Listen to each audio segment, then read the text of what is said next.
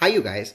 Mario here. So, as you can see, background's a little changed. I'm in the middle of decorating. I'm in my decorating clothes, and I promise you, when I'm done, I will show you all what it looks like.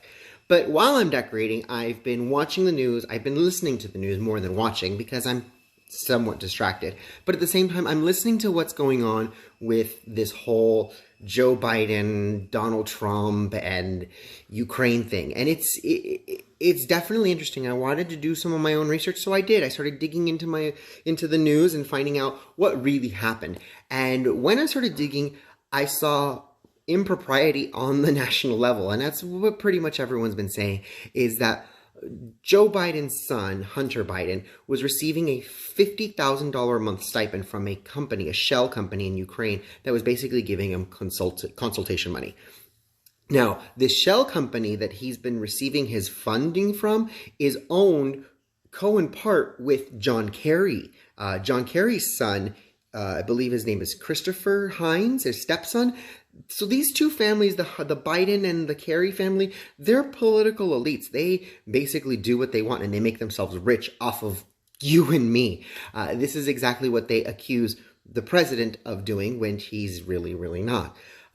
As we started digging a little deeper, I realized that it was all kind of part of the Obama administration. They are the ones who ordered the dismissal of the original investigation into Joe Biden's son, which was being conducted by Shoki, this gentleman by Shoki. He was replaced by this new guy named Lutsenko, and Lutsenko's the one who was like, oh, you know what, we didn't find any investigation, we didn't find any evidence of impropriety, but he also shut it down, so he wasn't really looking. And he said if they had it, he didn't want to see it. Now, come to find out, a few months later, he was receiving orders from the U.S. Embassy, the Obama administration, through the embassy in Kiev, to say, don't look into this any further. So now we're starting to find out a little bit more, and as time comes, we're going to find out everything. This is not happening on a national level alone. This is also happening on a local level. My local level saw something very similar happen. My mayor, who was recently replaced,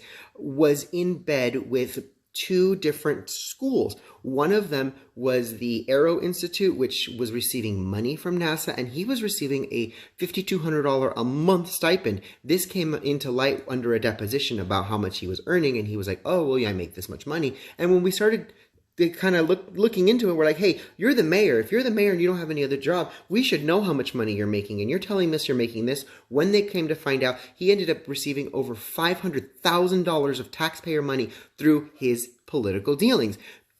Also, with one of his political dealings is falling apart now that he's no longer there to protect it, is this guidance charter school. This school's been around this valley for about 17 years, and it was originally an elementary through a middle school that was eventually fed into the high schools. Well, they were planning on trying to open a high school campus, or a middle and high school campus, in 2017, and they launched it. They built this beautiful campus. They got $30 million in bond money.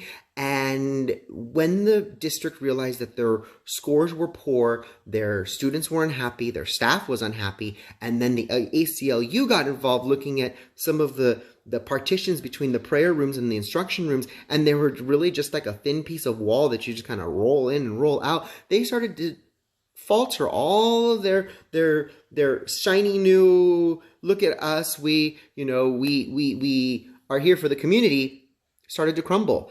Not only that, this man is also the man who's been working very, very closely with the American Islamic Institute of the Antelope Valley and got the San Bernardino shooter buried in my backyard. So this man, Kamal al-Khatib, has been in bed with our mayor, and now that our mayor's been removed, all of this is coming to light, just like with our former President Obama. Now that he's been removed and Trump is here, all of this is coming to light. So we're going to see a lot more of this. You know, the president said, you're going to get tired of winning. You know, I'm still not tired of winning. We're going to root it out. We're going to root out corruption, and we are going to drain the swamp.